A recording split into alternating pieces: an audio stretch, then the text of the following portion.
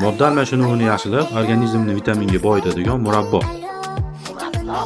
Hammaga salom. Ko'p yillik tajribaga ega, hijoma tibbiyoti bilan shug'ullanuvchi Bahodir Hajjom tavsiyasi bilan koni foyda murabbo tayyorlaymiz. Bizga 2 kilogramm oshqovoq, 2 dona apelsin va 1 dona limon kerak bo'ladi. Qovog'ini po'sti va danaklardan tozalab olib, mayda qilib to'g'rab olamiz. Apelsin va limonni tozalab yuvib, danaklardan tozalab, po'sti bilan yupqa papak shaklida to'g'rab olamiz. Barcha masalliqlarni idishga solib, taxminan 1 kilogramm atrofida shakar solamiz va 15 daqiqa past olovda qaynatib olamiz.